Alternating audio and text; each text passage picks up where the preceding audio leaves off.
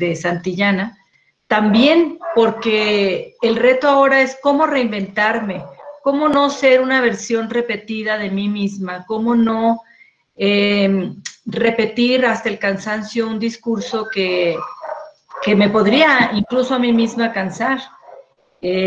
Cómo seguir innovando, cómo escuchar a los maestros, cómo actualizar en los nuevos tiempos. Entonces, respecto de los libros de texto, eso te podría decir. Más allá de los libros de texto, hay un libro que le guardo yo un cariño especial, que se llama Entre el espanto y la ternura, Educar ciudadanos en contextos violentos, que lo hice tras una investigación en campo en 5 escuelas de Chihuahua. Delicias, de la ciudad de Chihuahua, me parece que también una de Huachochi y Ciudad Juárez.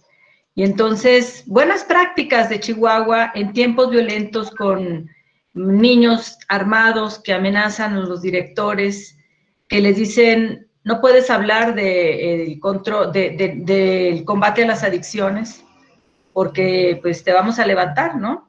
Y aún así, maestros valientes que, pues no importa, lo abordaban, ¿no? Ese es un libro al que le guardo mucho cariño, porque parte de la realidad, porque fue un vehículo para mí, para darle voz a los maestros de Chihuahua y aprender de cómo se trabaja en esos contextos.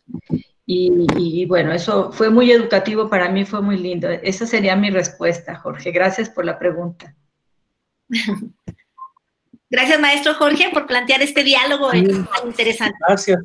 Y aprovecho retomando un fragmento que tengo con mucho cariño de la licenciada, en una entrevista de la licenciada, donde ella decía, la escuela es una institución fundamental para la construcción ciudadana, es decir, para la formación de niños y niñas y jóvenes conscientes de sus derechos, con valores cívicos, un alto sentido de responsabilidad ciudadana y habilidades para participar, ejercer la autoridad democrática, tomar decisiones y convivir de manera solidaria y respetuosa, tolerante y justa. Esto está en el portal de revista Folios. ¿Recuerda esa entrevista? Sí, claro, claro.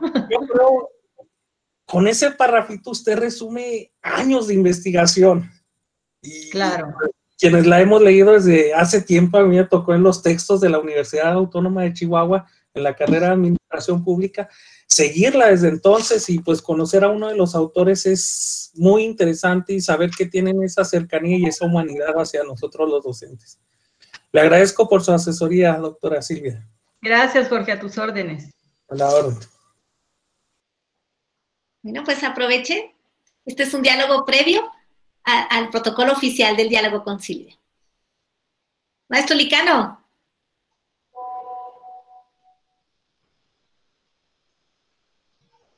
Muy bien. La emoción, ¿verdad, Silvia? ¿Nos hace uno de la garganta? Sí, sí, muy bonito, muy bonito. Esto que leyó Jorge me hizo acordarme de una entrevista que hice a niños de una escuela de Cuauhtémoc que estaba en el proyecto de renovación pedagógica. Hace mucho, ya no me acuerdo cuándo, pero en los 90s, a finales. Y les pregunté por el reglamento de la secundaria y me dijeron los muchachos, no, aquí no hay reglamento. ¿Cómo que no hay reglamento? ¿Cómo puede una escuela no tener reglamento? Y los muchachos eran del consejo estudiantil y dijeron, mire maestra, aquí todos sabemos a lo que venimos.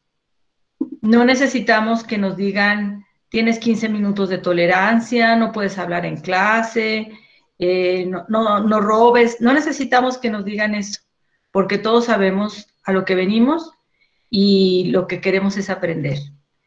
Esa fue una gran lección y creo que en este texto, en este fragmento que lee Jorge, pues ahí está presente ese dicho de estos jóvenes, que todavía tengo el cassette de esa grabación porque me impresionó mucho cómo ese proyecto que impulsó el maestro Gabriel Dueñas dio unos resultados muy interesantes, ¿no? Dándole protagonismo a los estudiantes con su modalidad esta de voces desde el aula. Y entonces, bueno, Chihuahua a mí me ha enseñado mucho, tanto los maestros como los estudiantes y los mismos, las autoridades educativas también, que en muchos casos han tenido un gran compromiso. Así es. Hacemos equipo, Silvia. Hacemos equipo. Muy bien. Bueno, aquí está ahorita nuestro coordinador estatal, el profesor Lino. Son las 9 de la mañana. Lino, estamos a sus indicaciones. Vamos a esperar nada más un segundito en lo que el maestro se reconecta para comenzar. La verdad es que estos diálogos son muy, muy interesantes. No quiero pensar cómo estará en sí la conferencia, entonces vamos a dar unos 5 minutitos. Aprovecho para dar las indicaciones generales. Compañeros, es importante tener los micrófonos cerrados. El chat será exclusivamente para preguntas. Ya lo acabo de desactivar. Se activará, no sé, alrededor de las 9:50, 10, antes de concluir la sesión. La maestra Silvia nos hará el favor de leer algunas de las preguntas y contestar las que alcance y a su bien tenga por el tiempo que ella dispone. Entonces, serían las formas de manejar esta sesión para que evitemos estar participando, evitemos estar con el micrófono abierto y chateando para las salutaciones, y aprovecharlo lo más posible para lo que es cuestionamientos y cosas que enriquezcan nuestra práctica docente. Eso sería en términos generales. En transcurso de la sesión se van a ir ingresando personas, obviamente, faltan muchísimas, pero como las estuvimos reteniendo, entonces ahorita van a ingresar para que no tengan pendiente. Toda la conferencia será grabada y será permitido a ustedes el acceso a la reproducción de la misma con la autorización de la doctora, y los materiales también serán enviados a sus correos electrónicos para que nadie se quede esta valiosa oportunidad de conocer lo que nos va a ofrecer nuestra compañera maestra Silvia Cone. Pues muy buenos días y esperamos un segundito, continuamos con los diálogos. Gracias, maestro, muy gentil.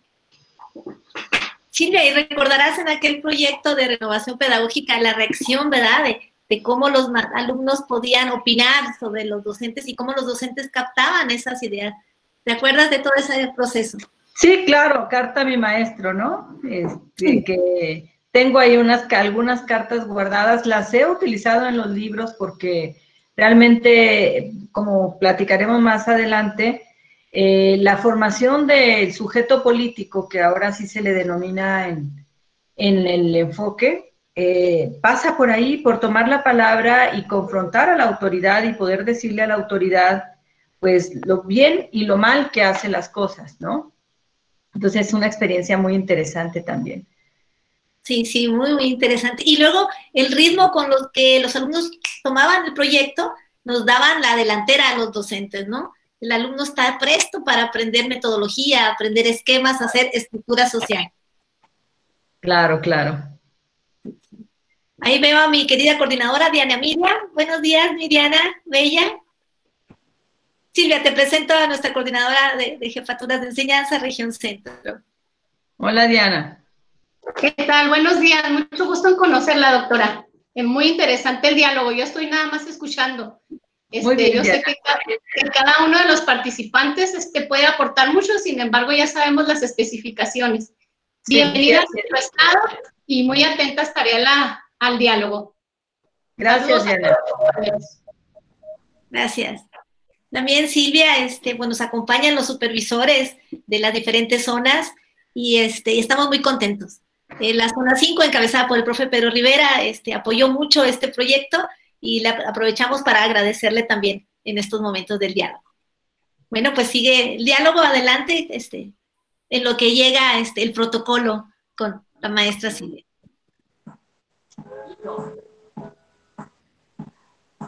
Las ventajas, ¿no?, de la tecnología, porque en otro contexto estaríamos ahí tomando café, sentaditos, esperando.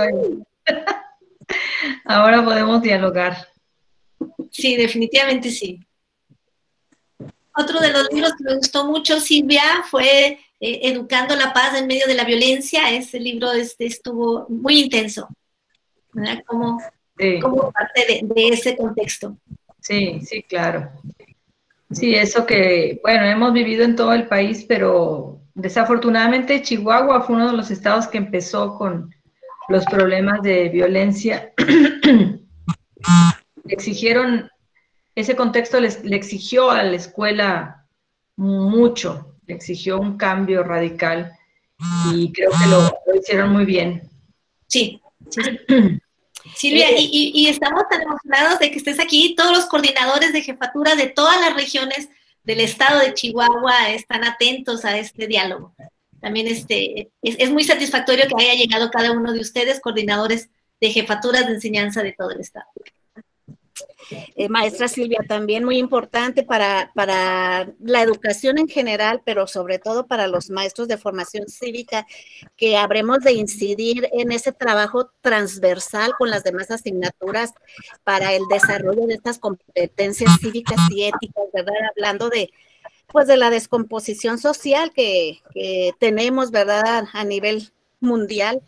Nos gustaría, ¿verdad?, que se abordara también esa parte del tema para que nuestros maestros acudan cada quien a sus centros escolares a poner ese granito de arena para que se dé esa transversalidad con las demás asignaturas y con pues, todo el cuerpo escolar en general. Nos gustaría que se tocara ese tema también. Claro. Precisamente el proyecto es una extraordinaria experiencia para hacer esa articulación sin que sea forzada, ¿no? Porque desafortunadamente la transversalidad en algunos casos se ha entendido mal y se ha saturado a los maestros de más trabajo, ¿no? Uh-huh. Y lo que queremos es evitar eso y, al contrario, optimizar el tiempo y los recursos.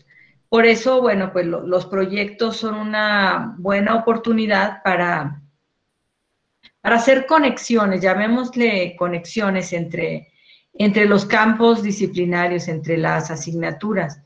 Les voy a compartir un estudio que hicimos de evaluación del currículo de formación cívica y ética del 17, cuando todavía existía el INE, el Instituto Nacional de Evaluación de la Educación. Hicimos un estudio de investigación en el que evaluamos el currículo y entendíamos currículo de educación ciudadana como el conjunto de las asignaturas que aportan en algo a la formación en valores, a la formación socioemocional, a la formación ética, al desarrollo de capacidades, por ejemplo, la capacidad de diálogo o la capacidad de entender el entorno. Entonces, en ese estudio es muy importante, incluso fue retomado para el nuevo programa de formación cívica y ética que pronto se dará a conocer, porque veíamos la formación ciudadana es precisamente así, como un todo articulado, que no se puede destinar solamente al espacio curricular de una asignatura, ¿no? Y entonces vimos las conexiones que de hecho existen, unas muy lógicas, como en historia, ¿no? No puedes hablar de la democracia, por ejemplo, como una construcción gradual de la humanidad sin ver los referentes históricos, ¿verdad? Por ejemplo. Otras como la relación con lengua, o sea, ¿cómo haces un aprendizaje dialógico si tenemos estudiantes monosilábicos que les preguntan, ¿qué opinan del uso del cubrebocas? Está bien. Y ya es toda la opinión. ¿Ustedes usarían cubrebocas? Sí. O sea, no podemos hacer un aprendizaje dialógico si en las asignaturas, por ejemplo, en lengua, no se propicia el desarrollo de estas capacidades comunicativas. Pero hay otras conexiones menos evidentes, pero que también son muy poderosas. Por ejemplo, con las artes. Actualmente, no sé si a ustedes les ha tocado que muchos jóvenes se inclinan por estudiar carreras como cine, fotografía, ¿no? Diseño de videojuegos, o sea, otro tipo de lenguaje y otro tipo de expresión. Bueno, pues esa es una extraordinaria herramienta también para hacer conexiones y decir, bueno, ¿por qué no hacemos una página interactiva con historias, como un blog, donde vayamos contando historias, donde también tengamos elementos gráficos, cómics, o incluso hacer grafitis con sentido social, pero bueno, ahí es donde lo que quiero decir es que las conexiones ahí están y es posible identificarlas. No sé si estabas ahí, Carito, cuando comenté un estudio que les voy a enviar, un informe de evaluación de la educación ciudadana en México, que por cierto, porque también incluye a la educación media superior, porque es la educación ciudadana en la educación obligatoria, ¿no? Todo, Claro. hasta desde preescolar inicial hasta media superior, cómo ir generando esta gradualidad y esta articulación. Definitivamente. Gracias, Silvia. Bueno, nos están dando indicaciones que estamos a punto ya de iniciar. Cedemos el uso de la palabra para atender a nuestra maestra Silvia. Agradecemos a todos este prediálogo que fue tan enriquecedor. Tiene la palabra, maestro Lino. Gracias a todos. Pues muy buenos días, bienvenidos a todos y a todas. Le voy a ceder la palabra a nuestro jefe de Departamento de Secundarias Técnicas, que a raíz de su gestión y por su autorización esta conferencia tiene bien realizarse el día de hoy. Lamentablemente la sala está saturada, ya no aceptaremos más participantes en lo que solucionamos ese problema técnico, pero de cualquier forma, repito, estos diálogos interesantes estarán accesibles para todas las personas que así lo deseen. Bienvenido, maestro Carlos Rodríguez Castañeda, jefe del Departamento de Secundarias Técnicas. Muchísimas gracias, maestro Lino. Deseándole lo mejor a nombre de los servicios educativos del maestro Manuel Arias, que tenemos todo el apoyo para estar iniciando esta nueva directriz que nos marcó pedagógica, que tenemos que decirlo, maestra Silvia, para nosotros debe ser lo más importante. La pedagogía en la educación, las políticas educativas se tienen que basar en esto. Y nosotros estamos trabajando sobre esto y por eso le agradecemos a nombre de SESH, de nuestro director de área, el doctor García Leos, esta apertura que tiene hacia nosotros en este foro, en este diálogo con nuestros maestras y maestros de formación cívica y ética y los coordinadores de jefes de enseñanza.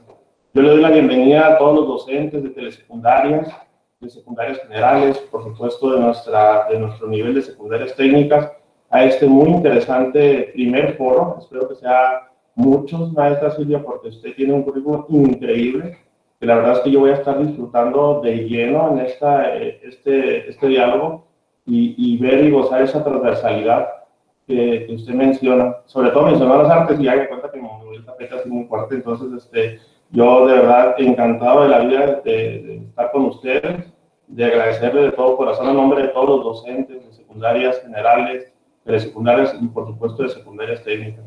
Al maestro Lino, que el día miércoles vamos a dar a conocer la directriz del departamento pedagógico con grandes sorpresas, donde pues estas circunstancias que estamos viviendo a nivel mundial, pues también nos da fortalezas en las tecnologías. Y hoy vamos a dar a conocer el miércoles de plataformas, aplicaciones, cosas muy novedosas que están trabajando el valioso cuerpo de jefaturas de enseñanza, que para un servidor, jefaturas de enseñanza, le vamos a dar el peso y el valor que se merece, el máximo. Por ellos se va a trabajar la directriz pedagógica de todo nivel, y yo les agradezco y les aplaudo a los jefes de enseñanza el gran interés de generales técnicas, telesecundarias, y pues vamos a echarle muchas ganas, maestras y maestros de los tres subsistemas del sistema federal, de los tres niveles, perdón. Vamos a aprovechar a la maestra Silvia y le vamos a exprimir bastantito. Yo le agradezco muchísimo, maestra Silvia. Estoy muy emocionado, de verdad que estoy muy, muy emocionado de estar aquí en este foro, y aquí voy a seguir a la orden, escuchando muy atento sobre su conferencia. Muchísimas gracias.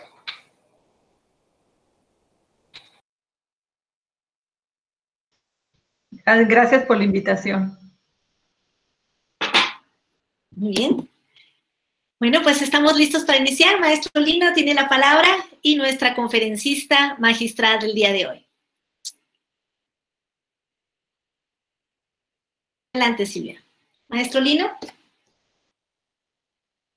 ¿Empiezo? Bueno, pues, adelante. Muchas gracias por esta invitación, por el espacio para comentar, bueno, los ajustes que han sufrido los libros de texto para adecuarlos a las características y planteamientos de la nueva escuela mexicana.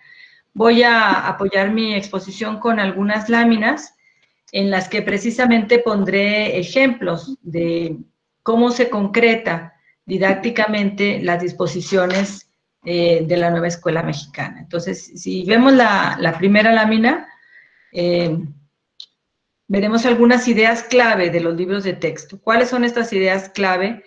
Primero, que están elaborados con los programas 2017. ¿Por qué? Bueno, la Secretaría de Educación Pública está trabajando desde hace tiempo en una reforma curricular e integral y particularmente avanzado en formación cívica y ética. Los libros de primaria de formación cívica y ética ya están elaborados no con un nuevo programa, pero sí tienen aprendizajes esperados distintos de los de 2017. Pero este cambio no ocurrió en el caso de secundaria, sino que con los mismos aprendizajes esperados de 2017, la Secretaría de Educación nos pidió a los autores y autoras de libros de texto que hiciéramos unos ajustes para que los libros fueran congruentes con los principios de la nueva escuela mexicana. Vale decir que algunos libros que estaban autorizados el año pasado, este año ya no lo están. ¿Por qué? Porque no era factible que se adaptaran a los planteamientos de la nueva escuela mexicana. Entonces, los que ahora tienen autorización, bueno, pudieron, con el planteamiento didáctico original del 17, hacer tres cosas que para mí es lo fundamental. Una, fortalecer el aprendizaje de los valores. ¿De cuáles valores? Pues los valores que ahora se incluyen en el artículo 3º constitucional. Entonces, había libros que no iban en congruencia con estos valores y por más ajustes que se les hicieran, era imposible que fueran congruentes con este planteamiento. El énfasis con el enfoque práctico, reflexivo y vivencial. Ustedes van a encontrar menos información y más formación en estos libros.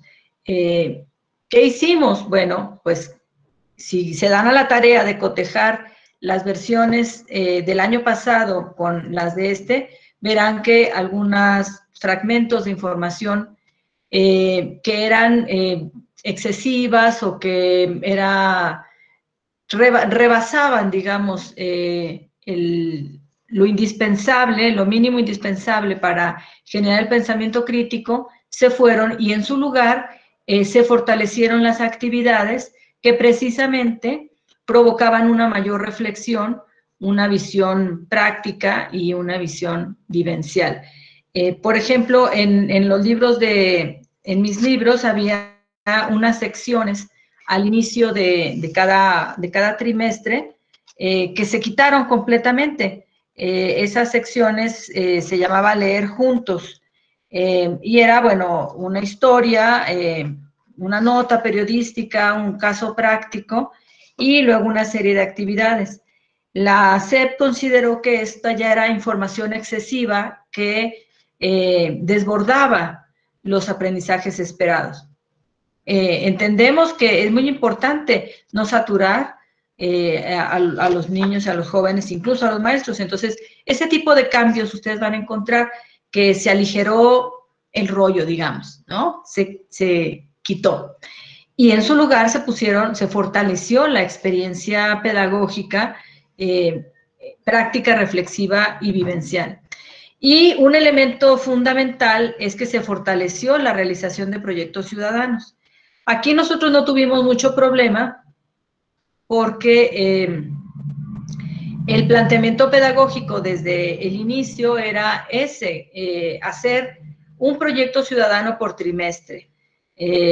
Ya lo explicaré más adelante, pero este no fue un gran cambio que sufrieran en nuestros libros, solamente apuntalamos algunos elementos, algunas ideas fundamentales. A mí se me fue la imagen, no sé si estamos bien. Ahorita ya está a punto de salir la presentación, doctora. Bueno, está bien, pensé que yo tenía algún problema. Bueno, entonces esos son, digamos que los grandes cambios, así podría yo sintetizar los cambios. Voy a ir deteniéndome en cada uno de ellos, pero primero quiero comentar un elemento importante. Ya estamos en la lámina 3 o 4, no sé cuál es. Un elemento importante del nuevo enfoque del programa que saldrá pronto. Aquí ahora se entiende que la formación cívica y ética está sustentada en la formación del sujeto ético, del sujeto político y del sujeto de derechos. Esto fue retomado de una investigación, una evaluación del currículo que hicimos un equipo de colegas y su servidora para evaluar el currículo de educación ciudadana de la educación obligatoria, el currículum 17, desde preescolar hasta media superior, considerando que formación ciudadana no es solamente una obligación de formación cívica y ética. Y entonces, en ese informe que les voy a compartir cuando terminemos la presentación, ahí planteamos que el eje de la formación ciudadana es la formación de un sujeto ético, es decir, un sujeto con valores, con capacidad de indignación, con capacidad de hacer una reflexión ética, pero también de llegar a la acción moral. Ustedes recordarán que en los enfoques desde el 99 hablamos de la discusión de dilemas, y la discusión de dilemas es una herramienta fundamental para la reflexión ética. Sin embargo, no necesariamente se llega a la acción moral, sino que te quedas en la reflexión de qué harías tú, ¿robarías una medicina para salvar la vida de un familiar o no? No, pues yo sí, no, pues yo no. Ya, se discute y punto. Pero luego, ¿cuál es la acción moral en consecuencia de tu posición ética, no? Entonces, aquí decimos que el sujeto ético debe tener toda esta capacidad de hacer esta reflexión ética, pero también de indignarse, de tener lo que le llamamos coraje ético y acción moral, o sea, actuar en consecuencia con mis valores. El otro eje de la formación ciudadana es la formación del sujeto político. ¿De qué hablamos aquí? No queremos hacer líderes para los partidos políticos, por supuesto, sino que estamos hablando de una persona, niña, niño, adolescente, incluso maestro, comprometida, con una posición ante la vida, capaz de transformar su entorno, de organizarse, de dialogar con otros, de ejercer el poder de manera democrática y no autoritaria. En fin, este sujeto político, como comentábamos en el chat previo, la charla previa, por ejemplo, es un estudiante que le dice a su maestro, no, en el grupo hemos comentado que no nos gusta que no nos revise la tarea. Nos encarga tarea y luego no la revisa. No, es que no tengo tiempo, son muchos, ok. Entonces encárguenos una tarea que sí pueda revisar. Ese estudiante que representando a sus compañeros se enfrenta a la autoridad de manera asertiva y respetuosa y le hace un planteamiento de ese tipo, es un sujeto político.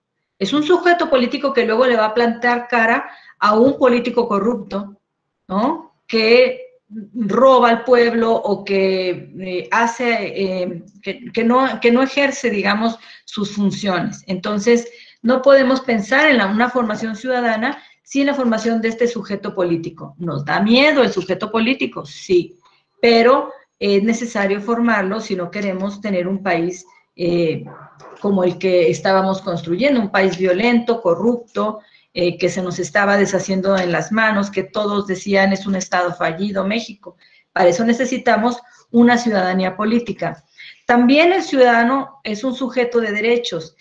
Aquí me van a decir, bueno, ¿y las responsabilidades dónde están? Las responsabilidades están en los otros dos elementos, también en este, Pero al hablar de sujeto de derechos, lo que queremos decir es que el estudiante, niño, niña, adolescente, comprende que como ser humano tiene derechos que nadie le puede quitar ni condicionar. No estamos hablando del derecho a ver la televisión 2 horas, o del derecho a salir a jugar a la hora que quiera, o de comer postre o no. Estamos hablando del derecho a ser amado, del derecho a que no toquen su cuerpo, del derecho a recibir una alimentación de calidad. Estamos hablando de los derechos humanos. Cuando ahora resulta que estábamos comiendo quesos que no eran queso, ¿no?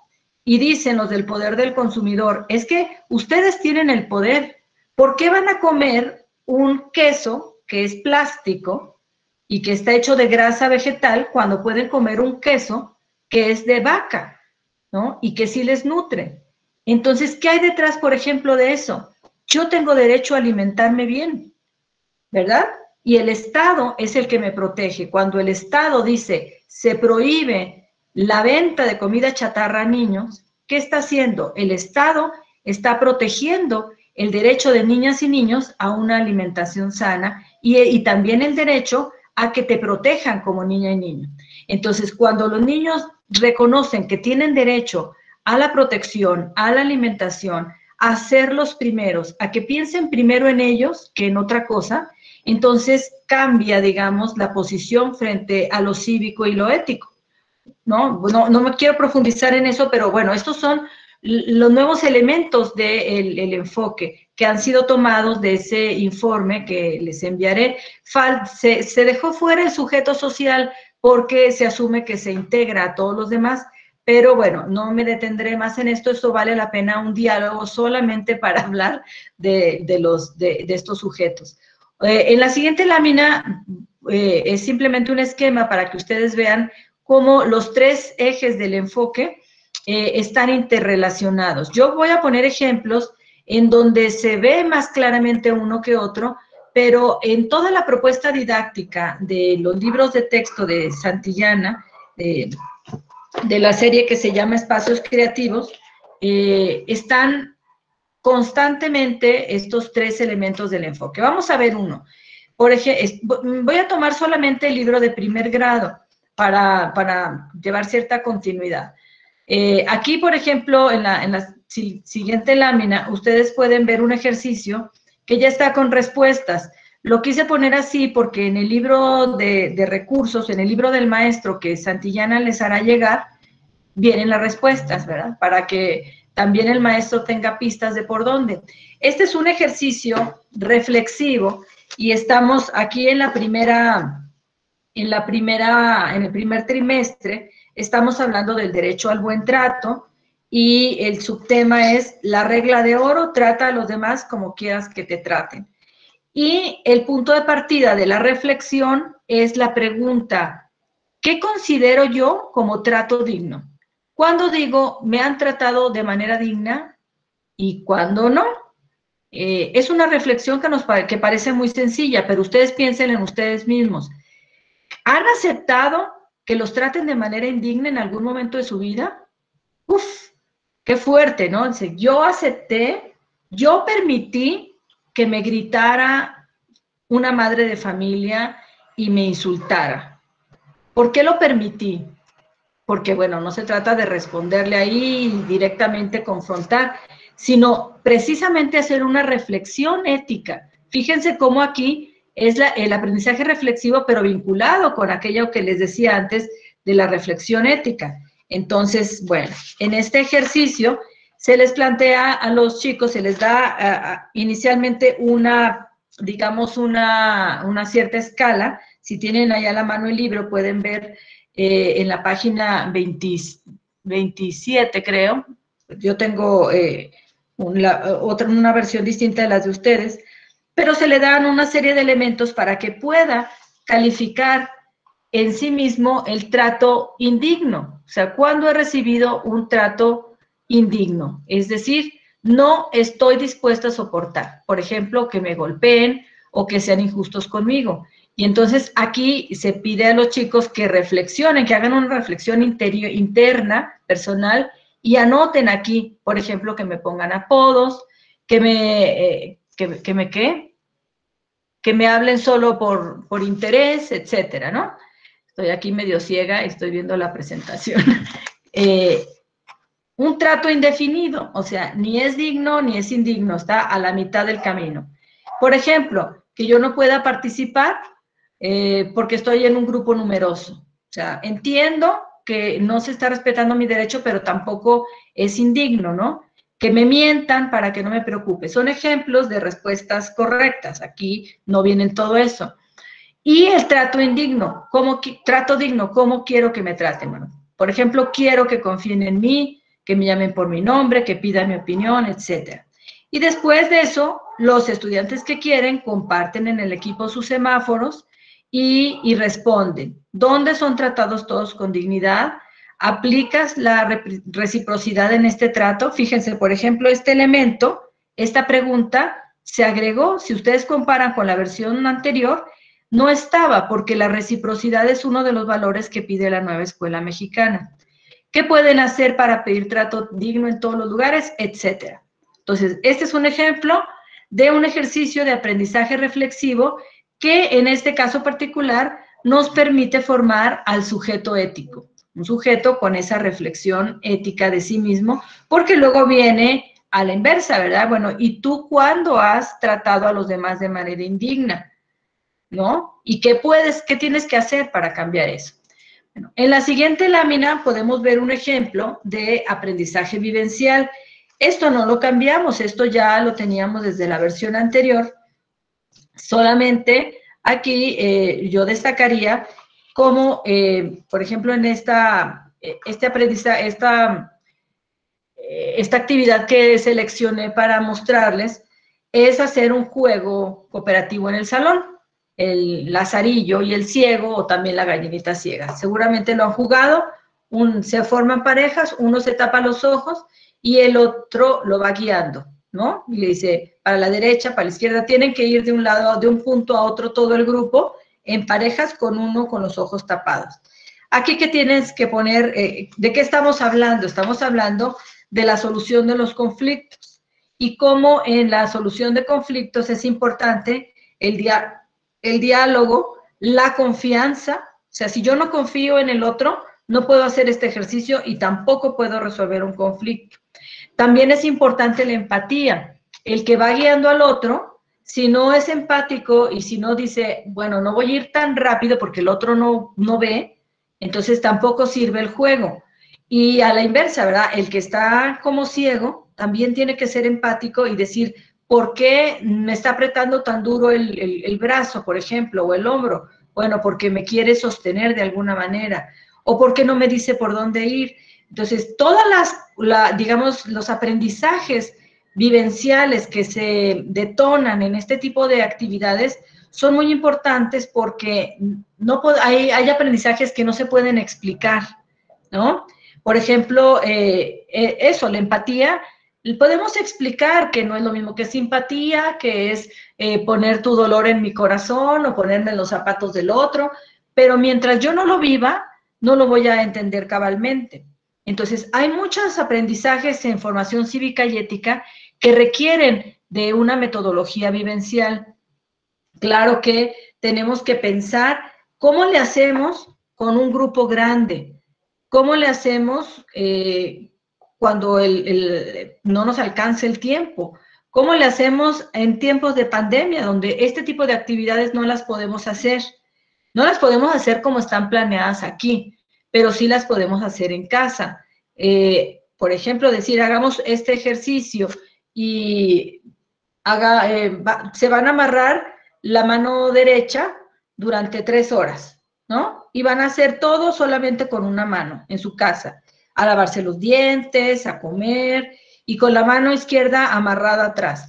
Porque yo, como profesor, bueno, tengo que ser resiliente, tengo que entender que hay ciertas adaptaciones que debo hacer, que no tenemos unas condiciones normales. Entonces, este juego que me permite a mí trabajar la empatía y trabajar la confianza y trabajar esta parte de cómo resolver los conflictos siendo creativos, bueno, pues yo también tengo que ser desafortunadamente, ¿verdad? Tengo que hacer adaptaciones para que en este momento esto funcione. Hay algunas actividades que se pueden hacer de carácter vivencial, incluso en línea.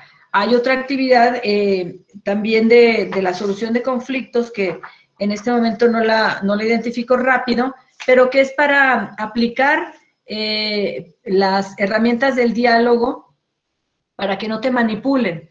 Por ejemplo, la técnica del disco rayado, que todos la hemos aplicado cuando nos quieren vender algo por teléfono, ¿verdad? ¿Cuál es la técnica del disco rayado?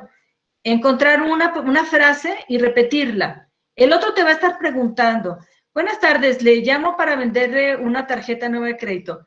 No, gracias, señorita, no quiero una tarjeta de crédito. Pero es que, mire, es muy buena oportunidad porque ahora tiene 0 intereses. No, gracias, señorita, no quiero una tarjeta de crédito. Pero mire, le puede dar 2 adicionales a cada uno de sus familiares y a su vecino. No, gracias, señorita, no quiero una tarjeta de crédito. Y así, por ejemplo, esa técnica del disco rayado o del cobertor, o en fin, hay varias técnicas para evitar la manipulación. Aquí están también en el libro, y eso sí se puede hacer en estos tiempos de pandemia, porque lo pueden hacer con quienes tengan conectividad y puedan tener este tipo de intercambios con sus alumnos, pueden hacer el ejercicio ahí mismo en el aula virtual, o pueden encargar que lo hagan con sus papás, ¿no?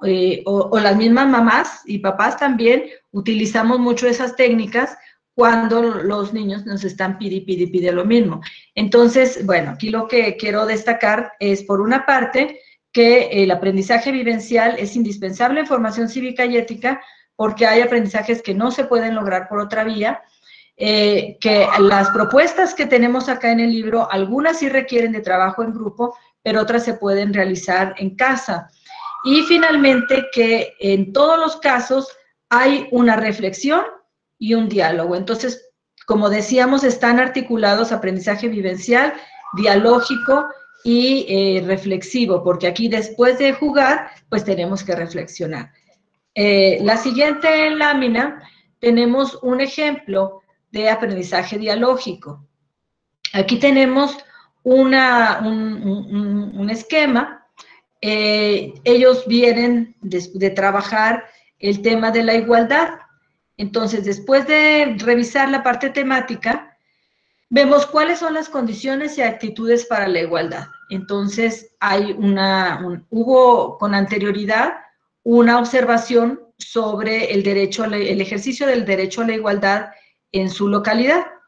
Bueno, ya hicieron esa observación y entonces vienen a plantear el resumen, pues, a condensar lo que aprendieron en la lección y lo que observaron, y entonces van a ir haciendo en este cuadro sinóptico de manera dialógica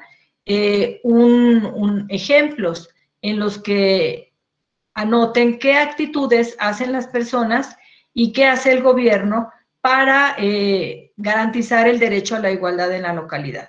Por ejemplo, y se ponen algunos ejemplos, ¿no?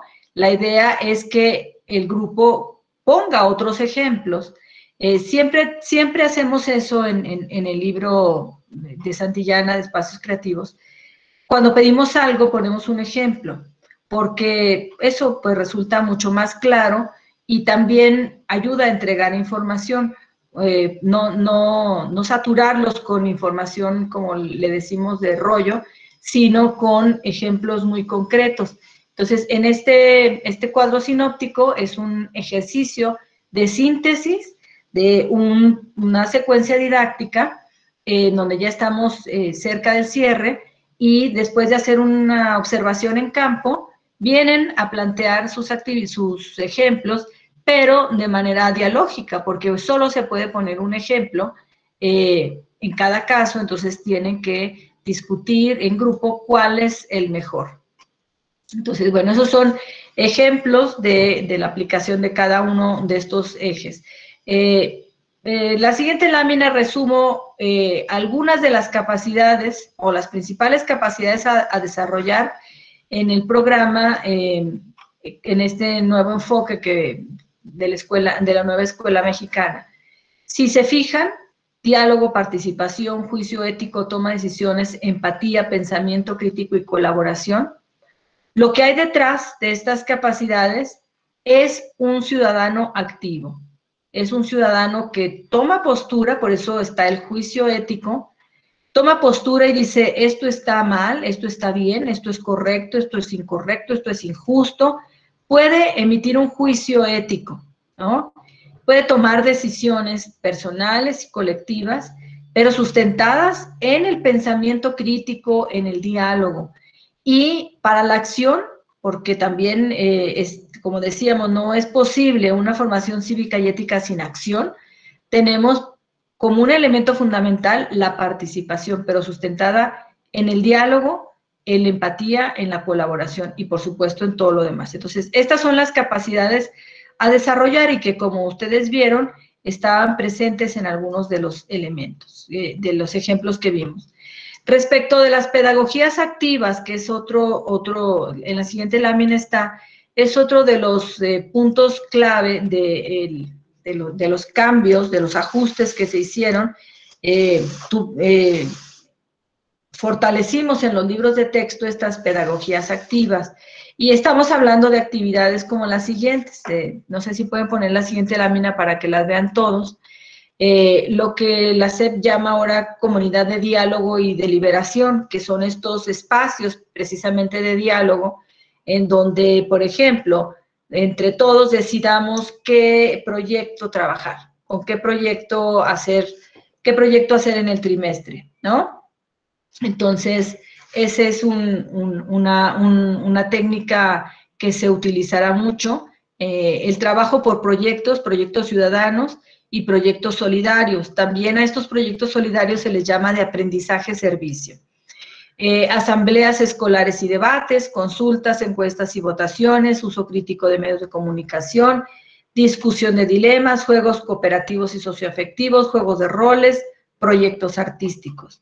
Bueno, ya vimos un ejemplo de los juegos cooperativos. La discusión de dilemas se ha usado mucho desde el 99, entonces eso no es novedoso, sino que más bien se afirma, ¿no? Voy a centrarme en el tema de los proyectos, porque esto es muy importante. ¿Cuál es el planteamiento que en la siguiente lámina está un esquemita? ¿Cuál es el planteamiento que hacemos en nuestro libro? Primero, se realiza un proyecto por trimestre. Este proyecto se define desde el inicio, el tema en el inicio del libro ya está planteado cuáles son los 3 proyectos que se van a realizar. En el trimestre 1, en primer grado, por ejemplo, será en defensa de la dignidad, la integridad y la libertad personal. El trimestre 2, cultura de paz y no discriminación. Y trimestre 3, participamos para mejorar nuestro entorno. El planteamiento didáctico que hacemos es el siguiente. Como los estudiantes de secundaria no necesariamente saben hacer proyectos, el proyecto del primer trimestre será grupal y las acciones serán por equipos. Pero toda la definición del proyecto lo hará, bueno, dicen aquí que no se ven las diapositivas, estamos en la diapositiva 11, ojalá que la puedan poner.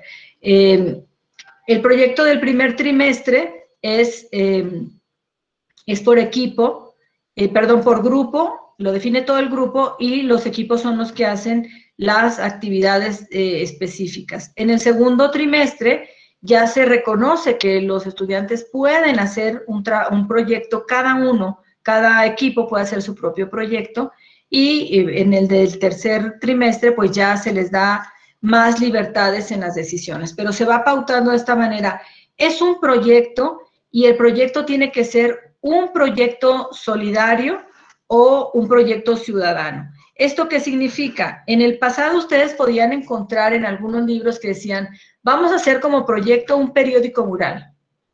Eso no es lo que se requiere. Lo que se requiere es un proyecto que transforme, un proyecto que sí incide en la realidad. Por eso se ponen estas características. Es un proyecto ciudadano, transformador y solidario, con enfoque de aprendizaje-servicio.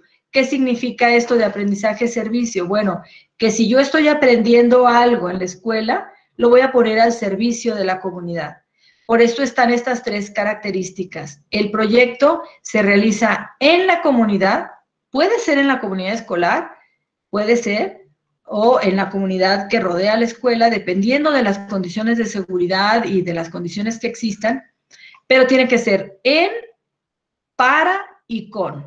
En la comunidad, para la comunidad y con la comunidad. Este último elemento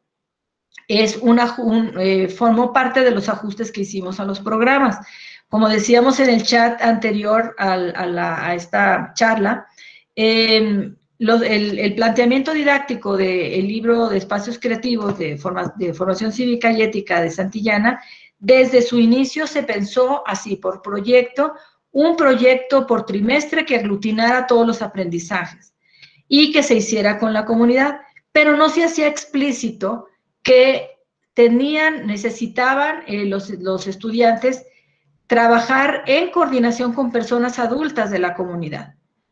Este es un agregado que nos solicitó la Secretaría de Educación y con gusto lo hicimos, porque es cierto, ustedes pueden ver que en algunos casos, por ejemplo, vamos a hacer una reforestación en el parque, y ahí están los niños reforestando el parque, y a los 2 días ya los arbolitos están ahí todos pisoteados, porque no contó, digamos, fue un proyecto sin arraigo en la comunidad, que no contó con la participación y con la colaboración de la comunidad. Entonces, cuando planteamos que desde el principio tienen que contactar con la orientación de su maestro y de las autoridades y de los padres de familia, tienen que identificar con qué personas adultas de la comunidad van a realizar este proyecto.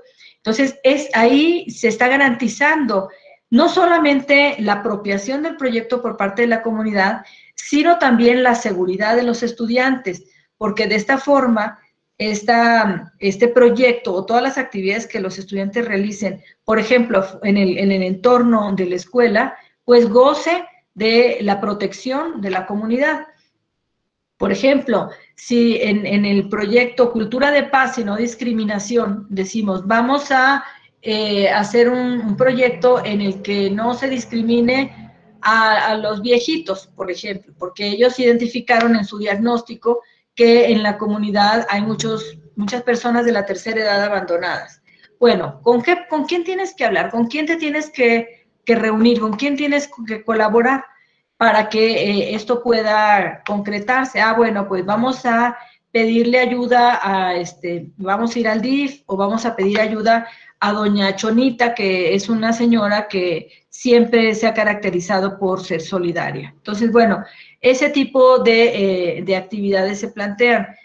¿Qué desafío nos presenta esto en tiempos de pandemia? Bueno, no podemos salir, no podemos dialogar, no podemos hacer muchas cosas fuera de la escuela, pero sí se pueden utilizar los medios de comunicación, sí se pueden hacer proyectos en la familia. O sea, digamos que aquí sustituiríamos la comunidad por mi familia, ¿no? Y pensar, bueno, vamos a hacer un proyecto en defensa de la integridad y la libertad personal. ¿Y en qué consiste nuestro proyecto? Bueno, que en la familia tengamos reglas claras, un trato digno y apliquemos los valores y la regla de oro. Trata al otro como quieras que te trate. Y entonces ahí vamos adaptándonos a las condiciones de la pandemia, hasta donde se logre, pero tratar de hacer un proyecto con otros. Digamos que aquí la premisa sería, tengo que trabajar con otros para transformar mi entorno. Eso es un proyecto. Un proyecto, ustedes saben que es la distancia que hay entre A y B, donde A es la situación actual y B la situación deseada. Ese es mi proyecto, pero yo no la voy a hacer sola. Yo puedo hacer un proyecto sola, mi proyecto para hacer el doctorado, es mi proyecto personal, pero no estamos hablando de eso, estamos hablando de un proyecto ciudadano, proyecto solidario, paso de una situación A a una situación B. No nos cuidamos en la pandemia. Aquí en mi entorno dicen que no existe, que es una mentira. Entonces, ¿cómo le hago para cambiar esa situación? Bueno, voy a trabajar con otros para otros y en este entorno social que me rodea para transformar una realidad. El planteamiento de los proyectos en esta propuesta didáctica es que tienen 3 momentos: planeación, aplicación y monitoreo y evaluación de los resultados. En este esquema que ustedes están viendo, del lado derecho, en color verde limón, ven unas preguntas: ¿cómo vamos? ¿Cómo vamos? Y la integración del proyecto. ¿Esto qué quiere decir? Que la planeación se hace en el primer mes del trimestre. Durante el primer mes van a observar los problemas relacionados con el tema del proyecto, van a definir el nombre del proyecto y los objetivos del mismo, y van a identificar lo que ya saben del tema y lo que necesitan aprender o investigar, y elaborar su plan de trabajo. Todo eso en el primer mes, y lo van a condensar en la sección del libro que se llama ¿Cómo vamos?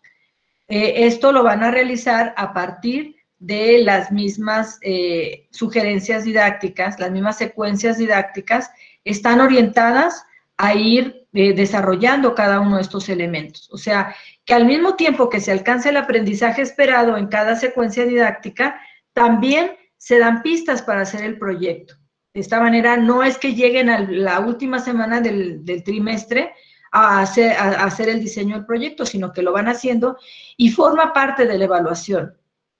El segundo mes del trimestre van a hacer el proceso de aplicación y monitoreo. Van a hacer las consultas necesarias, elaborar los materiales, solicitar los apoyos que les hagan falta, realizar sus actividades y anotar las dificultades y logros. También lo condensan en la sección que se llama ¿Cómo vamos? Y finalmente, en el tercer mes, van a hacer la evaluación y presentación de resultados, elaborar productos, analizar avances, redactar conclusiones y presentar al grupo los resultados de su proyecto. Y tenemos un tiempo curricular programado en la dosificación para hacer estos 3 momentos. O sea, no es que lo hagan de tarea, sino que está como parte del desglose de la dosificación para integrar su proyecto. Si en algún caso se desfasan y no lo hacen el primer mes, lo hacen un poquito la primera semana del segundo mes y la aplicación todavía el tercer mes están aplicando, no importa. Lo importante es que aquí desarrollemos en los alumnos la capacidad de hacer un trabajo digamos, con una planeación de 3 meses. Esto es muy difícil para los estudiantes, incluso para muchos adultos que dejan todo para el último momento, ¿no? ¿Cómo enseñar a los estudiantes este hábito de que tengo que hacer un proyecto y lo tengo que entregar, si nos lo plantean ahorita, en enero? ¡Uy, de aquí a enero! Imagínate, ¿no? Todavía falta Halloween, faltan las posadas, Navidad, Año Nuevo, Reyes, y después de Reyes, con la rosca lo hago. No, hay que desarrollar esa actitud, esos hábitos de que si tengo un trabajo para entregar en 3 meses, el día 1 empiezo yo a hacer algo, ¿no? Para que el día 90 yo lo único que haga sea entregar. Entonces, esa es una habilidad muy importante y una propuesta fundamental en este libro. Bueno, pasamos a la evaluación que siempre es nuestro dolor de cabeza. Es una evaluación formativa y cualitativa. Claro que también tenemos que poner una calificación. Entonces, ¿qué hicimos nosotros? Pues facilitarle el trabajo al maestro, porque siempre ha sido difícil evaluar formación cívica y ética. Y entonces tenemos 3 momentos para hacer esta evaluación. ¿Qué aprendimos? ¿Cómo lo hicimos? Y la coevaluación. Además del portafolio. El portafolio de evidencias, que en este caso puede ser un portafolio electrónico, que nos permitirá no solamente hacer una evaluación gradual, sistemática, de carácter formativo, sino que también nos permitirá todos los procesos de metacognición, que los estudiantes reflexionen. ¿Qué tenía que aprender? ¿Qué aprendí y cómo lo logré? Por eso, en el libro ustedes van a encontrar constantemente estas preguntas: ¿qué estamos aprendiendo? ¿Cómo vamos? ¿Qué hicimos? ¿Cómo lo hicimos? Porque también es un hábito en el aprendizaje, qué tenía que aprender y qué aprendí, y cómo lo logré aprender, y cuando no aprendí, ¿por qué no aprendí? ¿Verdad? Parezco Cantinflas, pero es un poco esta idea. Voy a poner un ejemplo del que aprendimos, porque aquí elegí en la siguiente lámina, ya estoy en la lámina 14, esa ya se fue. Elegí, la siguiente, por favor, elegí un ejemplo en el que hubiera respuestas cerradas y abiertas, que fuera mixto. Entonces, aquí tengo una pequeña historia, ¿no? Dos pájaros estaban posados sobre una rama durante una nevada y se pusieron a conversar. Dime, ¿cuánto pesa un copo de nieve? Le preguntó el pájaro carbonero a la paloma salvaje. Casi nada, fue la respuesta. En tal caso, antes de irme, déjame comentarte una maravillosa historia, replicó el pájaro. Al empezar este invierno me posé sobre la rama de un abeto. No era un duro invierno y como no tenía otra cosa que hacer, me puse a contar los copos de nieve que se iban asentando en las ramitas y en las hojas de mi tallo. Su número exacto fue 3.741.952. Cuando el último copo de nieve se depositó sobre la rama, sin que nada pasara, este se partió, dijo el pájaro y se alejó volando. Una historia y luego preguntas. ¿La historia con qué se relaciona? Con la solidaridad, porque pequeñas acciones de muchas personas pueden hacer grandes cambios. Fíjense cómo las preguntas de falso, verdadero, o de relacionar columnas, o de la respuesta correcta, cuando hay una historia, no estamos haciendo una preguntas que tienen que ver con la comprensión de la lectura, porque podría decir, ¿de qué trata la historia? De dos pájaros que tienen distintos puntos de vista. Eso sería comprensión de la lectura. Pero aquí lo que queremos es ver si aprendimos cómo se aplica la solidaridad. Estamos hablando de los valores, tiene que ver con la solidaridad, tiene que ver con la igualdad, porque las personas somos como los copos de nieve, o tiene que ver con la cohesión, porque unidos hacemos mucha fuerza. Entonces, quise ponerles este ejemplo para que vean que también podemos evaluar con instrumentos cerrados de opción múltiple y dar una calificación, pero también aquí en este mismo ejemplo hay una pregunta de construcción, de autoconstrucción. Observa el decálogo de la diversidad hecha por el movimiento Mézclate y elabora en tu cuaderno un decálogo de la igualdad y la no discriminación. Puedes retomar dos ideas, pero las demás debes expresarlas con tus palabras y aplicar lo aprendido. Fíjense cómo en este reactivo que es de construcción, de respuesta construida, que también le llamamos una pregunta abierta, pues ya es una mayor complejidad. Los dos son complejos porque sí requiere hacer una inferencia en el de los copos de nieve para poder responder de manera correcta, pero en el de abajo es una capacidad de reflexión mayor y de aplicación de lo aprendido. Aquí se constata si se lograron o no los aprendizajes esperados. Bueno, este es un ejemplo que van a encontrar en el libro, al final de cada secuencia didáctica, esta sección que aprendimos. Y esto le va a permitir al maestro ir generando pues sus insumos para la evaluación y para la calificación, porque aquí podemos retroalimentar. Por ejemplo, en el decálogo de la diversidad, en función de lo que ellos pongan en el decálogo, podemos darnos cuenta si a lo mejor siguen manteniendo una posición de intolerancia, ¿no? Por ejemplo, que digan, no sé, que se filtre algún prejuicio en su decálogo.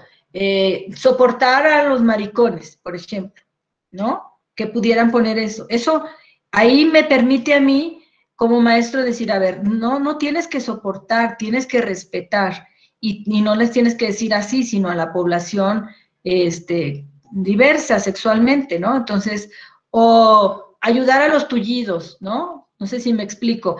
Las respuestas que den los chicos nos dan pistas para cómo seguir retroalimentando y entender que no ha completado plenamente el aprendizaje esperado. Bueno, Entonces, en esta sección encontrarán este tipo de evaluaciones, otras más abiertas, otras totalmente cerradas. Hay otro momento de evaluación, este es de autoevaluación, en donde están los aprendizajes esperados. Y es una autoevaluación. Marca la casilla que describa mejor tu desempeño para cada indicador. Entonces, el aprendizaje esperado y el nivel de logro. Y entonces el estudiante va a poner, bueno, todavía no, o sea, estoy en proceso porque se me complica. Por ejemplo, aquí identifico las acciones, estoy en la siguiente página, en la siguiente lámina, identifico las acciones de las instituciones y la aplicación de las leyes y los programas para prevenir y eliminar la discriminación.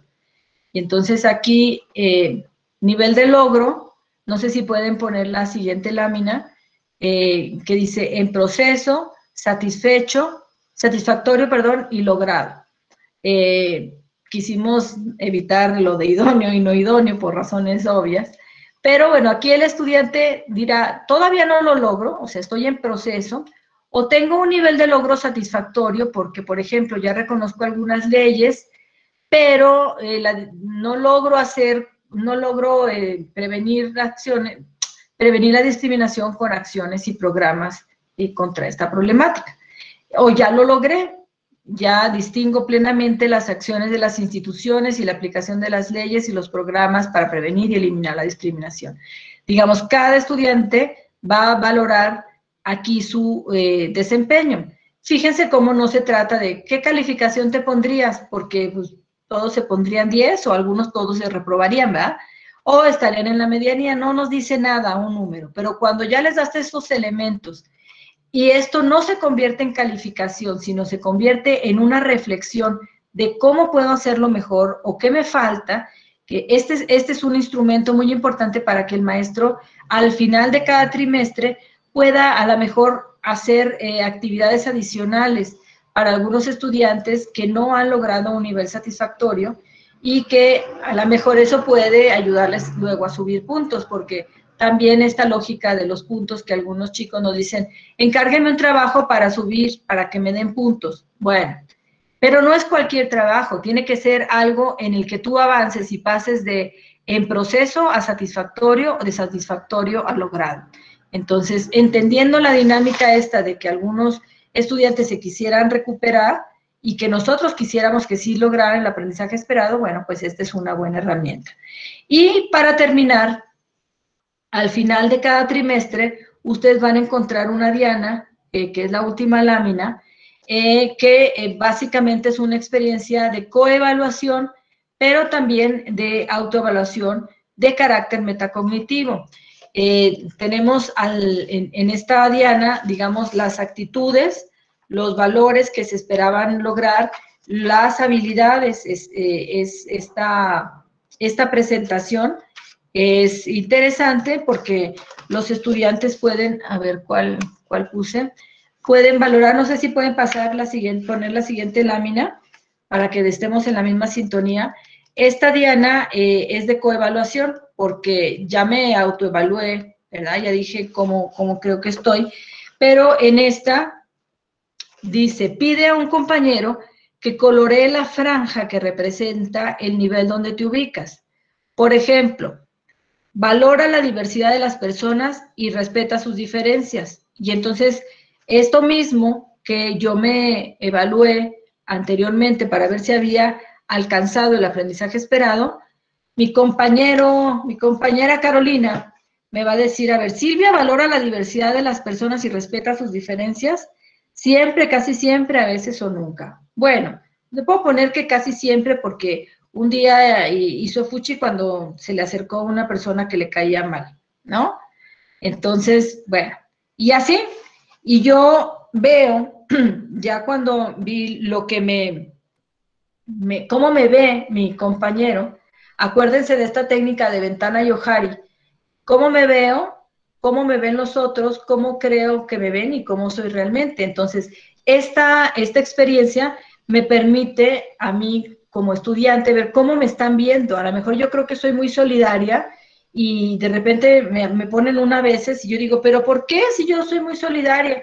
No es cierto, porque mira, tal día no sé qué, tal día no sé cuánto. Entonces, esta experiencia de coevaluación también puede ser una experiencia formativa, pero hay que trabajarla con cuidado para que no se convierta en una cacería de brujas, y no tienen que exponerla ante los demás, sino que es un ejercicio personal.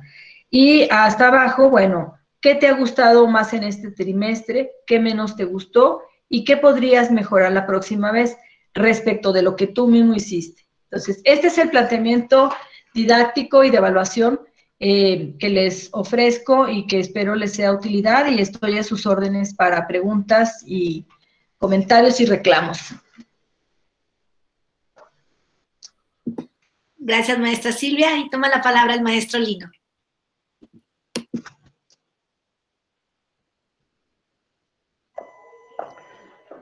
Maestra, agradecerle, y vamos a estar abriendo el chat para que de esta forma o de participación directa, levantando su mano. Recuerden que en la pantalla solo vemos una porción de ustedes, así es que es conveniente también que lo hagan a través del chat para que todos tengamos la posibilidad de participar en caso de que sí lo deseen. El chat está abierto. Adelante, maestros.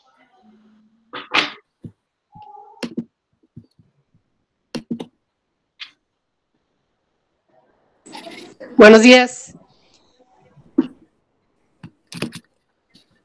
Buenos días. Buenos días. Soy la maestra Guadalupe García López, de aquí de Ciudad Juárez.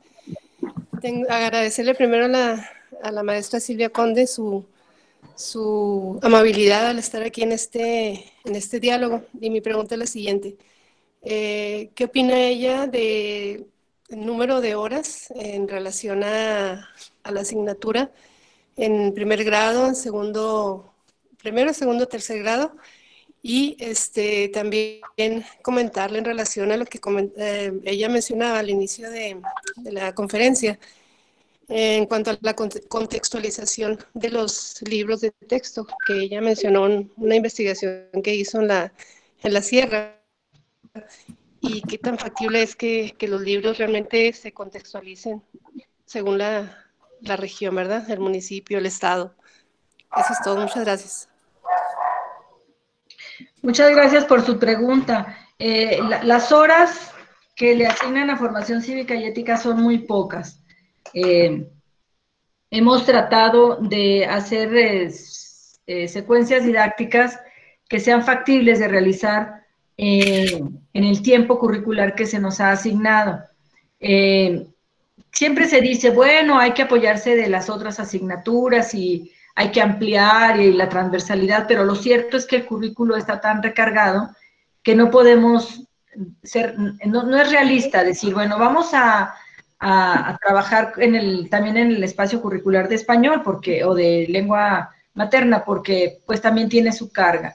Entonces, nuestro desafío es hacer actividades y reflexiones que sí se puedan realizar dentro de la jornada, dentro del tiempo lectivo asignado, y que en todo caso el trabajo que se haga en casa, o sea, la proyección hacia la comunidad, la proyección hacia el trabajo con los padres de familia, ese sea el aliado. Entonces, por esa razón fue también que veo valioso que se haya aligerado la parte de la información, porque con frecuencia teníamos textos muy sobrecargados de información y era imposible que lo leyeran los estudiantes, ¿no? Respecto de la contextualización, los libros de texto, por definición, en México, son nacionales. Entonces tenemos un lenguaje estándar y una propuesta estándar. En general, son para clase media urbana, ¿no? Ese es un gran defecto de todos los libros de texto. Algunos podemos hacerle guiños a lo local, pues yo como buena norteña siempre ando metiendo mis ejemplos del norte, y bueno, pero no es pues pero dejo fuera a los del sureste, o dejo fuera a los indígenas. Entonces, esto supone que la contextualización se haga en el salón, sea parte del trabajo docente. y que cuando haya algún texto que choque o alguna actividad que choque claramente con el contexto, pues no hacerla o adaptarla, ¿no? Porque pues esa es por definición, así son los libros de texto, ¿no? Ya ven que ha habido intentos por regionalizar la elaboración de los libros en primaria, por ejemplo, si teníamos el libro de historia regional en 3er grado, pero también hay libros indígenas, libros en lenguas, libros braille.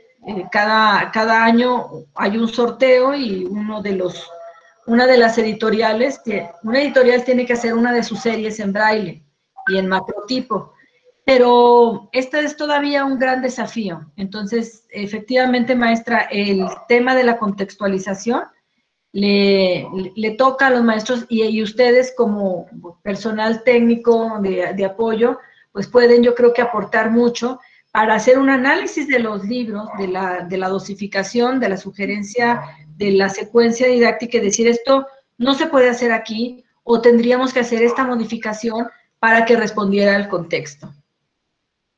Espero haber respondido su pregunta. Muy bien, muchísimas gracias. En el chat, maestra, nos preguntan si tiene usted alguna estrategia de evaluación a distancia. Bueno, entiendo que Santillana ofrece también como parte de del paquete de apoyos una serie de herramientas en línea. No sé si las está abriendo a todas las quienes llevan sus libros, pero esto es cuestión de plantearlo. Tenemos ahí un contacto directo, la doctora Carolina tiene el contacto directo con la gente de Santillana. Sería cosa de plantearlo porque, bueno, todas estas herramientas didácticas seguramente ya están digitalizadas para que, pues, ponerlas al servicio de los maestros en estos momentos de pandemia.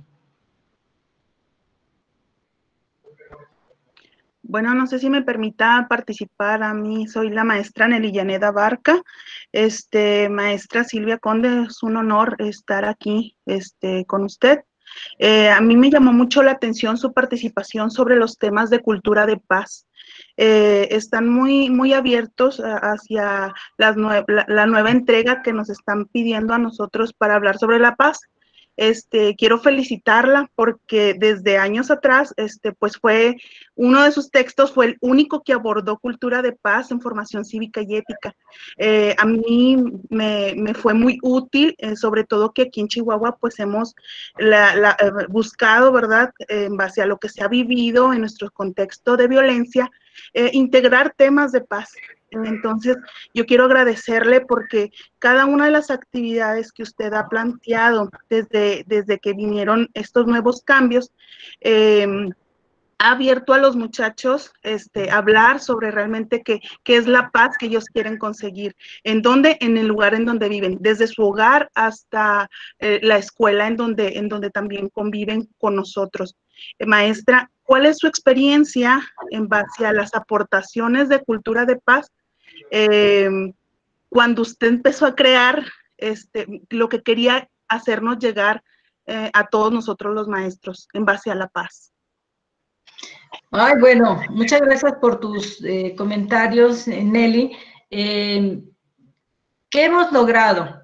Es muy complicado hablar de logros en México porque la paz se construye, dicen, en el corazón de cada uno de nosotros, pero también la paz se construye con los otros.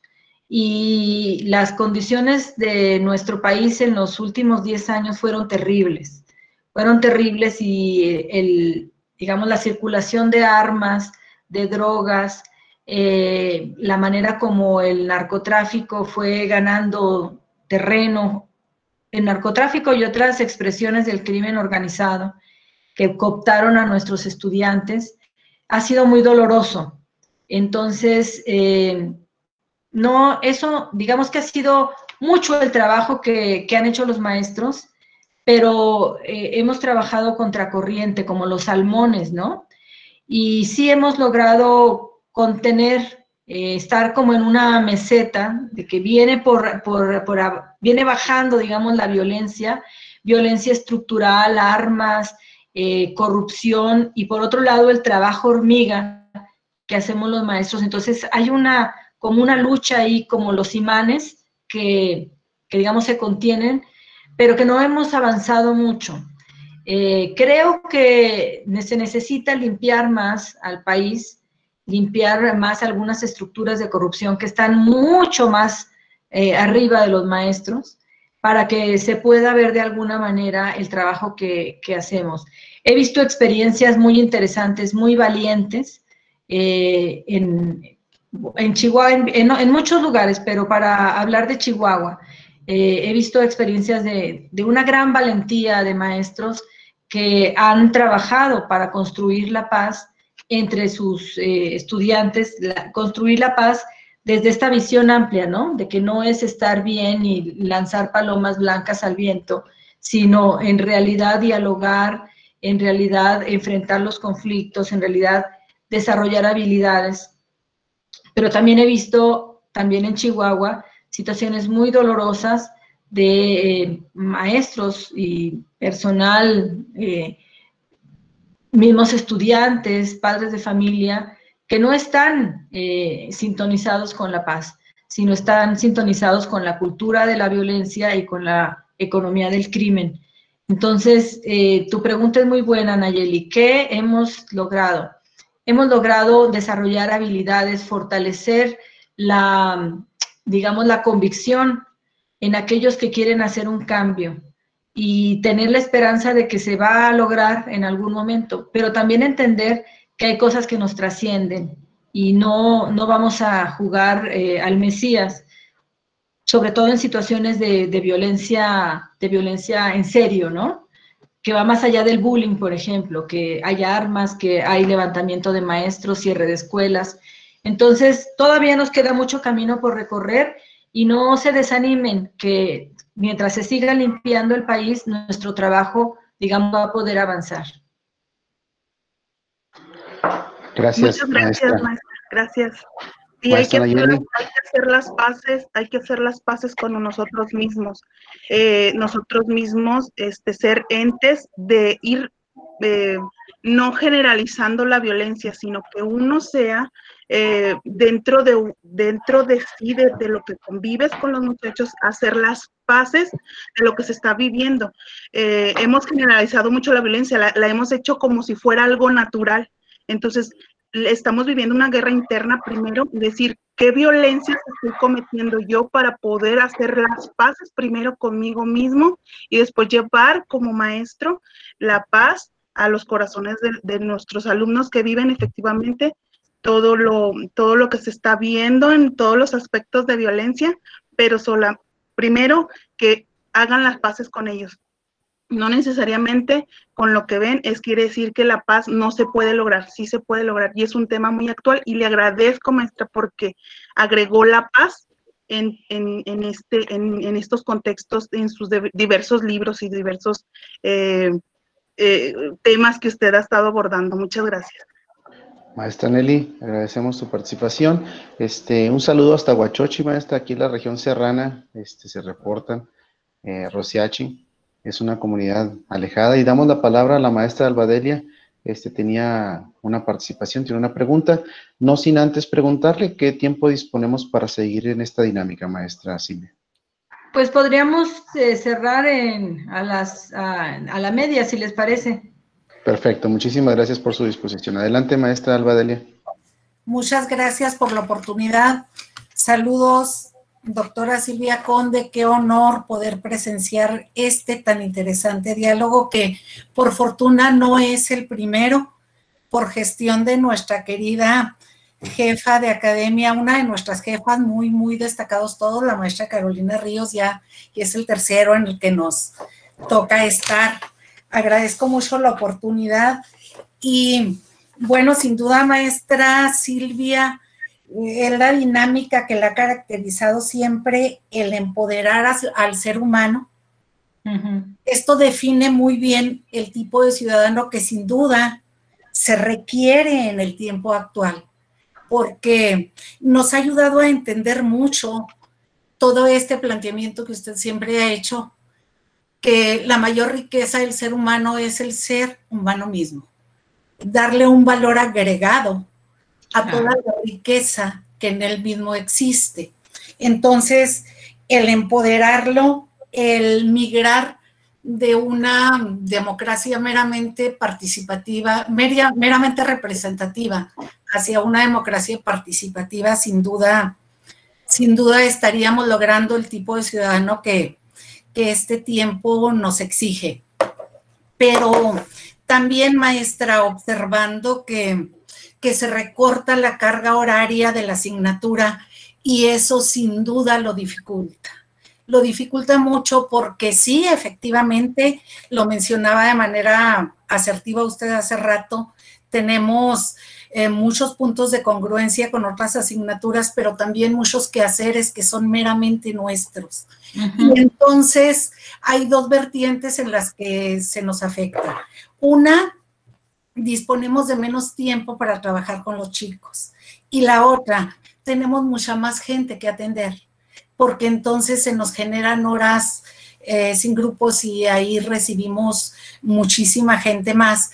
Y esto dificulta, maestra, dificulta la calidad que debemos brindarles a nuestros alumnos. Le hablo, por ejemplo, de mi caso. A mí me toca en este ciclo escolar atender a 18 grupos. Eso entonces es muy difícil para ofrecer la calidad que los alumnos requieren, sí, para ofrecer la educación de calidad que este tiempo nos exige. Maestra, ¿qué posibilidad existe de que se aumente la carga horaria de la asignatura?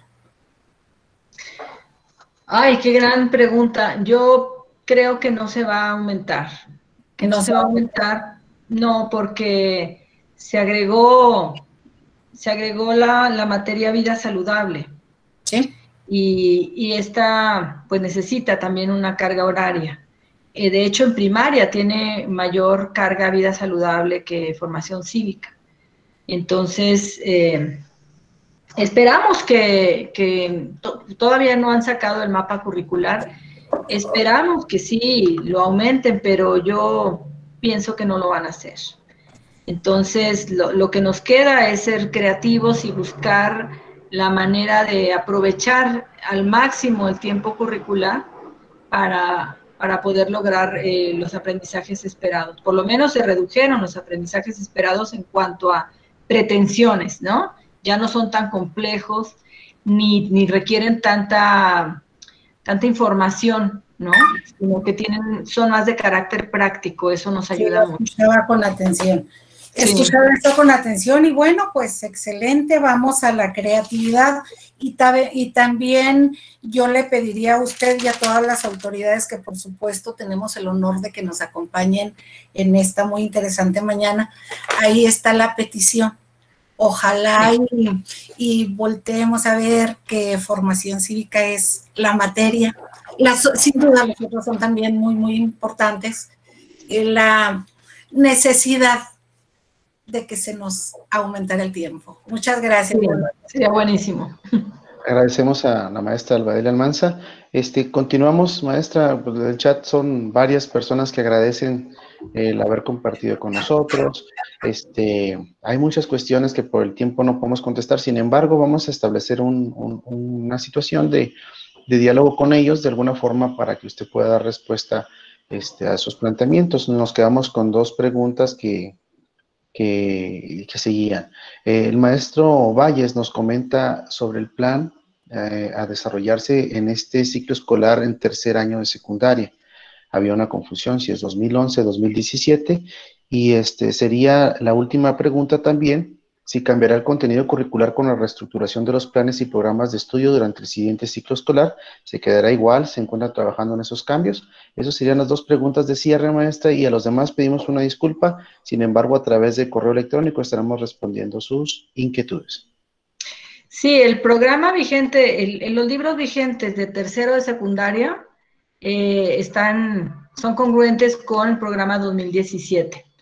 El programa 2011 pues ya está muy lejano y quizá la referencia que hace el subsecretario es porque el programa 2011 se retomó en su esencia para los programas, los ajustes a los libros de primaria. Digamos que los libros de primaria sí recuperan algo de los programas 2011, pero definitivamente los libros vigentes de secundaria son 2017. El año pasado, pues sí eran todavía 2011, ¿no? Pero ahora ya son 2017. Y la segunda pregunta, si habrá cambios, la programación que envió la Secretaría de Educación señalaba que sí, que habría cambios para el próximo ciclo escolar, pero la verdad es que lo dudamos porque ustedes saben cómo son los tiempos, ¿no? Para que los libros de texto les lleguen a ustedes a las aulas en agosto, deben estar dictaminados y ya totalmente hechos en enero, ¿no? Entonces, en enero ya deben tener el libro así con su dictamen favorable o con su dictamen y todavía con correcciones, porque hay un proceso todavía largo de reelaboración, de impresión, de enviarlo para sus sedes. Entonces, todavía es factible que el próximo mes nos digan, ¿saben qué? Van a cambiar y tienen un mes para hacerlos, lo que sería pues muy complicado, ¿verdad? Porque no lo haríamos con la calidad que se necesita, aunque haríamos hasta lo imposible por responder bien. Digamos que estamos igual que ustedes, no tenemos claro si habrá o no un cambio. Yo conozco ya el programa de primaria, una versión del nuevo programa de primaria de formación cívica y ética, hace como 2 meses que ya está listo y estaban trabajando en el nuevo programa de secundaria, pero aún no lo han liberado. Entonces, mientras no lo liberen, seguiremos trabajando con estos, pero puede ser que en cualquier momento eso ocurra. Así que la respuesta es ambigua. La SEP dice que sí habrá cambio. Todavía no hay programa, todavía no hay nuevos libros. Entonces, mientras tanto, la única certeza es que están vigentes los que tienen en sus manos. Muchísimas gracias. Nos queda tiempo para una última cuestión. Jorge Reyes, adelante con tu participación. Veo aquí en el chat, si gustas hacer uso del micrófono para que cuestiones. Le agradezco, maestro. Doctora, uno de los puntos que usted tocó fue el grado de cohesión social en proyectos, y esto dentro de la educación de recuperar el tejido social es un aspecto muy importante.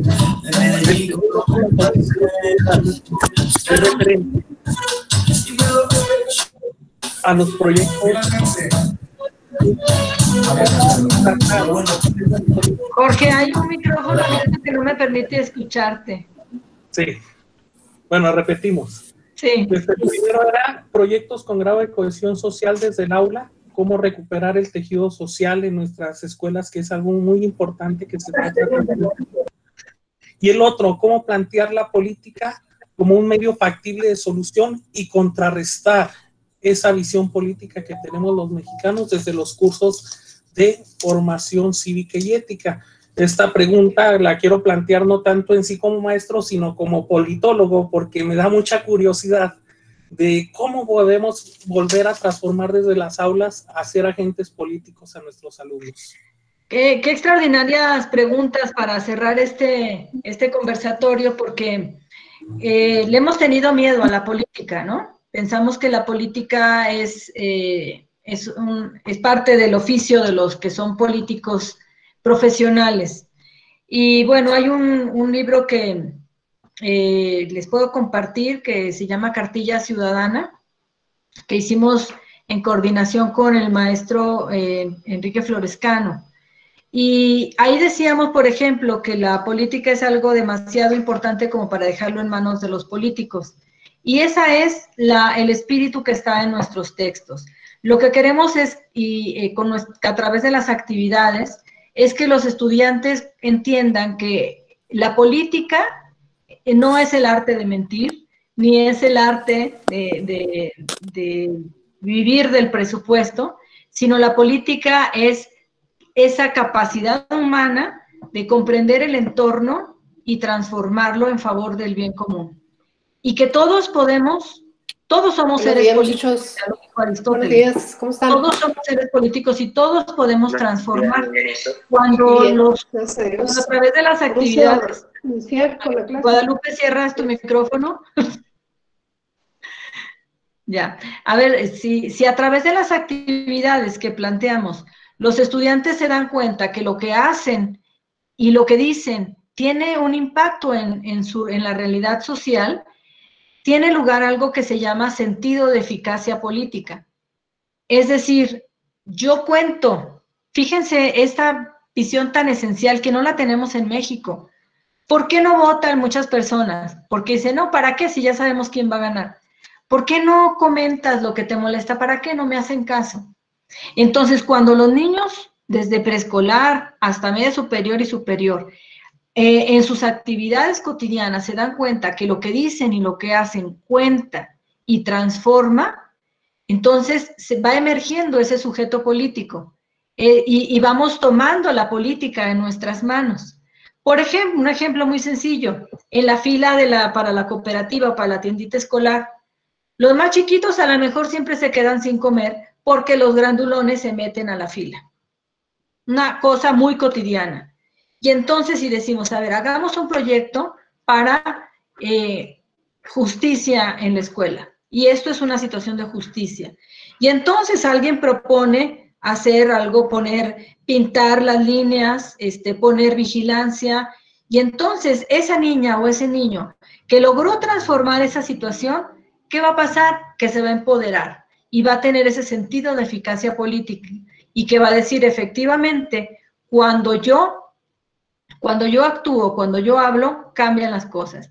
Bueno, este elemento de eficacia política fundamentalmente ayuda a transformar el entorno y por lo tanto también genera cohesión social, porque cuando vemos que el bien común es el bien de todos, pero también el bien mío, y voy junto con otros tejiendo una nueva red que nos sustente a todos, bueno, eso se fortalece de manera fundamental. Luego podríamos seguir hablando, pero ya tenemos que cortar y a lo mejor tendríamos otro conversatorio después. Les agradezco mucho y gracias por tu pregunta, Jorge. Maestra, ¿sí me escuchan? Bueno, maestra, ¿sí me escuchas? Sí, sí, maestra. Maestra, más que agradecidos, de verdad estamos súper contentos. Creo que estaba ahorita platicando con la jefa del departamento de telesecundarias y con la gente de generales y estaban en shock porque pues muchos no pudieron entrar. Y no podemos entrar y pues bueno, vamos a hacerles llegar la grabación a los compañeros y que queremos entregarte este reconocimiento virtual que muy pronto te vamos a invitar a Chihuahua cuando las condiciones de la pandemia nos lo permitan y para entregártelo en forma física que dice los servicios educativos del estado de Chihuahua, la Dirección de Educación Secundaria y Superior, a través del Departamento de Escuelas Secundarias Técnicas, otorgan el presente reconocimiento a la maestra Silvia Conde por su magistral participación en el diálogo académico dentro del marco de la actualización y orientación didáctica en el área de promoción de formación cívica y ética. Chihuahua, 19 de octubre del 2020, firma un servidor, profesor Carlos Daniel Rodríguez Castañeda, jefe del Departamento de Secundarias Técnicas. Maestra, te agradezco muchísimo la disponibilidad que tuviste y que tienes siempre en apoyar a nuestros docentes. La verdad es que el apoyo es invaluable sobre este proyecto que traemos pedagógico. Espero sea, pues, muchas más de estos diálogos con nuestros docentes. Le comentaba al maestro Alino, en estos momentos estamos ya también invitando al maestro Fernando Aragón, que fue nuestro enlace pedagógico en reforma educativa, para dar otros diálogos también acerca de la Academia también de Artes, para los compañeros de Artes, y en este tenor vamos a estar invitando a varios compañeros para que nos apoyen con estos diálogos, sobre todo la estrategia a distancia que estamos trabajando por la misma situación a nivel mundial. Yo de verdad te reconozco y te agradezco muchísimo, de verdad, en serio, toda tu aportación. Yo creo que los maestros estamos bien contentos de empezar esta semana con tan agradable presencia como es la tuya. Muchísimas gracias, Silvia. Muchas gracias y a sus órdenes. Dejo aquí también al maestro Lino, que también él es el artífice de todo esto, agradeciendo también a los compañeros de generales telesecundarias. Aquí estamos para servirles. Aquí le dejo la pantalla y los micros al maestro Lino. Gracias, maestro Carlos. Maestros, pues bueno, esta improvisación fue debido a que la sala está llena y ya no pueden ingresar más personas. Afortunadamente, el maestro Carlos lo tuvimos que expulsar. Lo expulsamos de la sala y aquí le compartimos un poquito la imagen. Bueno, pues muchísimas gracias. Muchísimas gracias a todos los que participaron, a los de los diferentes subsistemas, telesecundarias, generales, por supuesto, a la doctora Silvia Conde por estas pláticas. Esperemos no sea la última. Nos pondremos en contacto para en ese espacio que le sobre 15 minutos, nos conectamos otra vez, otros 100 personajes y podemos empezar a platicar. Maestro Lino. Adelante, sí. Pues, es su amiga y yo me gustaría que usted la despidiera como merece. Claro. Bueno, amigos todos, ¿verdad? Estamos ahorita con una conferencista que nos impulsa, nos motiva a estar fraternos, a estar creativos y sobre todo a asumirnos éticos. Silvia, en nombre de la maestra Erika Rivera, Berta Rivera y el maestro Pedro Rivera, estamos muy complacidos, el maestro Lino, el pequeño comité que orquestó esto para todos ustedes, y agradecer ampliamente el apoyo del maestro Carlos García Leos y sobre todo a ti, y cerramos esta emoción con esta frase, cerraremos. La mejor manera de crear, de definir el futuro, es crearlo y construirlo desde ahorita. Eso lo sabes hacer tú. Muchísimas gracias. Muy amable. Muchas gracias y mi corazón está con ustedes. Hasta pronto. Gracias. Hasta pronto. Un aplauso a todos. No se les olvide que los materiales estarán ya en su correo electrónico. Afortunadamente tuvieron acceso al registro y ahí vamos a compartir los materiales que tenga bien la doctora Silvia Conde en compartirnos, al igual que esta grabación y la presentación que aquí se utilizó. Muchísimas gracias y pasen ustedes el mejor de los días. Bonito inicio de semana. Hasta luego. Hasta luego. Bye bye, Silvia. Bye bye a todos. Sí, bye bye. ¡Qué emoción!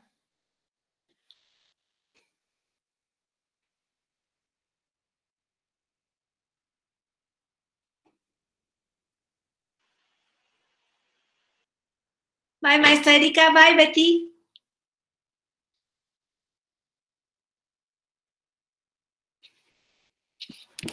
Hasta luego. Muchas gracias. A todos, ¿verdad? Arriba los maestros de formación. A todos los niveles que pudimos reunirnos en esta mañana y sobre todo a la doctora Conde que hizo esto posible. Un fuerte abrazo. Hasta luego. Gracias, maestra Erika.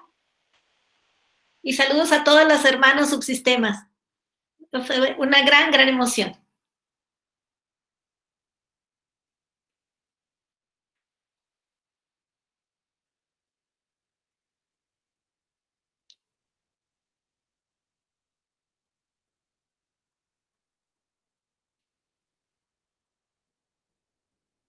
Que estén muy bien todos.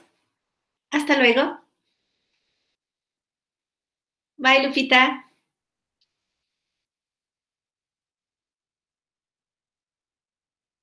Bye, Jorge. Betita, ¿cómo estamos? Buenas participaciones. No abandones la sala, Betita. Y maestro Lino, si gusta ya cerrar la grabación. Muy contenta y muy agradecida con todas nuestras autoridades por el apoyo. Gracias a todos los supervisores